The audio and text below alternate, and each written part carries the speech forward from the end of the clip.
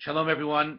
I'm looking forward to sharing with you a very beautiful insight in this week's Parsha by Rabbi Solovetichik. Also, a very applicable idea to our lives, and also a special interpretation of Chanukah according to Rabbi Solovetichik. Let's start with an interesting question as to who exactly did Yaakov send to Esav before their meeting. The Pasuk says, and if you want to stop the video to grab a Chumash, please go right ahead. We are in chapter 32, Perek Lamed Bet, Pasuk Daled, verse 4. The Pasuk says, Vayishlach Yaakov malachim lefanav el Esav achiv. Yaakov sent malachim before him to Esav, his brother. In general, there's a question when people appear to the forefathers and foremothers in the Bible, whether those people are angels, whether those people are people, whether they appeared at all, or was it a dream. Here, Rashi is quick to tell us, malachim mamash, that the messengers that Yaakov sent to Esav were actual angels, real angels. And the question is, why did Rashi choose this interpretation as opposed to the more straightforward meaning, malachim, messengers? To answer this question, let's look back to the end of last week's Parsha, where after Yaakov has fled from Lavan, the Torah records as follows: V'Yaakov halach l'darko, vayifkeu bo malachei Elohim. Yaakov went on his way, and angels of God encountered him. Vayomer Yaakov kasher ra'am. Yaakov said upon seeing them, Machaneh Elohim zeh. This is a camp of God, or a godly camp. Vayikra shem hamakom hahu Machanayim. And he called that place Machanayim, which means camps, two camps. And so the question is, why did he name it two camps? So Rabbi Avishai David cites Rabbi Solovetichik as explaining that Machanayim, here two camps, is indicative of Yaakov understanding his new reality. Up until this point, Yaakov had been in the house of Lavan, where he was completely engaged in commerce. He was completely engaged in negotiations, trying to take care and provide for his family, and also making sure that he was not swindled and hoodwinked by Lavan, by the trickster Lavan. Now that Yaakov is leaving that place and going back to Eretz Yisrael, the land of Israel, he's encountered by angels. And that encounter educates Yaakov and reminds him that now he is going to live on two planes. He is going to live in the plane of modernity, the plane of earning a living, of commerce, of competition, of materialism, of taking care of his family, and he also is now going to have to live on a higher spiritual plane of a more direct relationship with God now that he is entering into the land of Israel.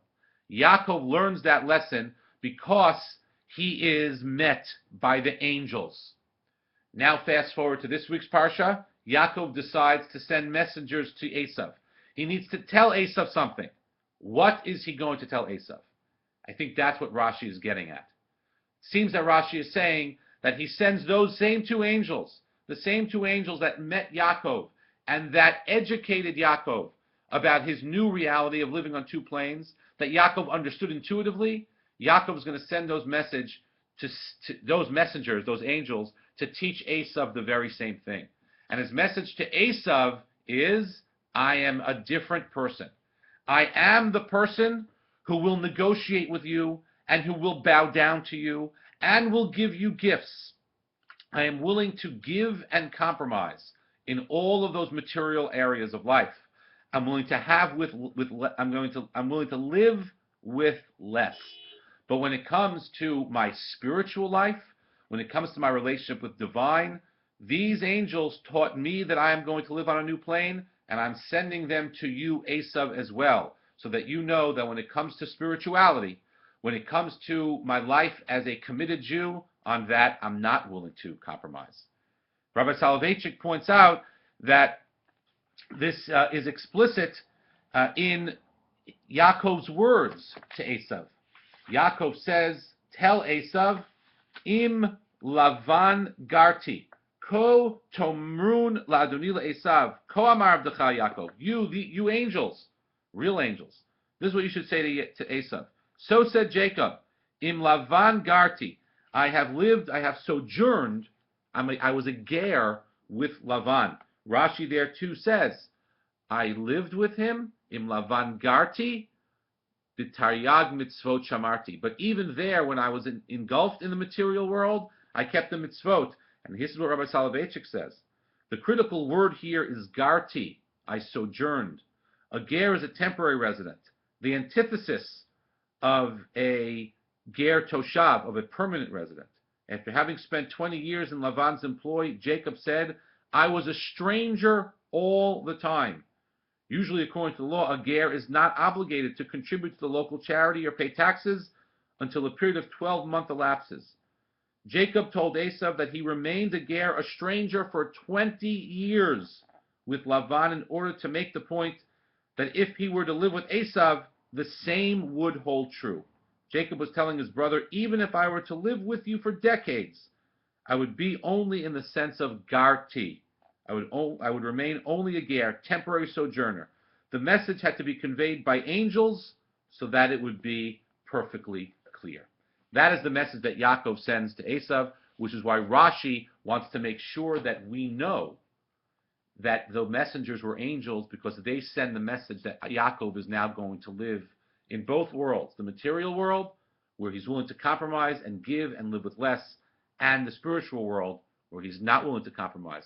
Just like he didn't compromise in the house of Lavan, he is not going to compromise in his relationship with Esav, as much as he wants to reconcile with him and live with him and make peace with him. There are some things which are not negotiable. What a beautiful lesson for us. We live in the big world too. We live in the world of commerce, in the world of materialism, in the world of politics. We're willing to live in that world. We're willing to live with less if we have to, in order so that we can keep our commitments to God. When it comes to those commitments to God, on those things, of course, we are not willing to compromise. Rabbi Solovetichik uses this encounter between Yaakov and Esav as the way to understand Chanukah. Of course, the beginning of this story with Esav and Yaakov is Yaakov bending and supplicating and giving off the impression that he is a second-class citizen when it comes to Esav, and is willing to give him everything in his hand. Rabbi Solovetichik says that's the point. Yaakov was willing to give the things in his hand, those material things, but when it comes to his spiritual life, on those things, he straightens up, and he shows Esav strength, and he shows Esav absolute commitment, and there he's the gibur, there he's the hero, when it comes to his unwillingness to compromise on his religious ideals. And so Rabbi Solovetichik writes in an essay on Chanukah, the moment that Esav demands more and begins to ask not for material possessions, but for souls, for the holiness and purity of my family, my Sabbath, my God, you must give a different response. Should he ask, where are you going? To whom do you belong as a spiritual creature? In which God do you believe? Which holidays do you observe? What do you teach your children? Then you should begin to speak a different language, the speech of a victorious hero. You should stop beseeching and finding favor in his eyes. You should answer sharply and with pride. You shall say, I, myself, my soul, my heart, my feelings, my hopes, and my beliefs belong not to you, but to Judaism. And that is the way that Rabbi Solovetichik says Jews have always operated. Even in the dark diaspora, as Rabbi Solovetichik puts it.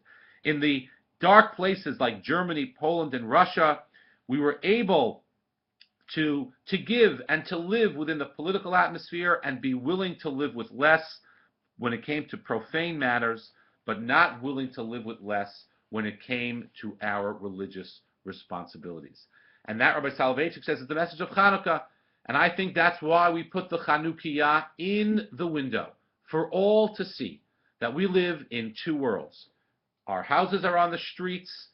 We live in the world of everybody else, but we put our religious life in the window for everyone to see as a sign that these things in our lives are the things that really illuminate our lives. It's our Judaism, it's our commitment to tradition that bring light into our home and actually illuminate a little bit of life outside our home as well. Those are the things which are most important to us. Those are the things with which there is really no room for negotiation with the outside world. That is the message of Chanukah, the message of the Chanukah lights, the message of this week's Parsha, and for Rabbi Solovetichik, a deep insight into how Jews have survived for so many years, sometimes under very adverse conditions. When it comes to the state of Israel, the same is true. The state of Israel represents for us the willingness and the ability of Jews to be a member among the nations, and also a Jewish state. A state that is committed to Jewish ideas,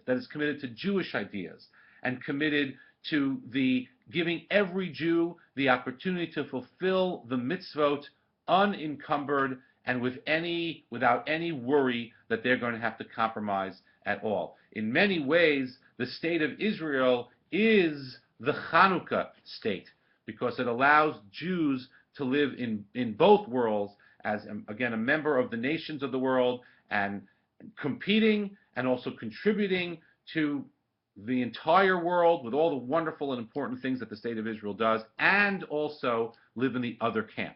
Chanukah is the holiday of Machanayim.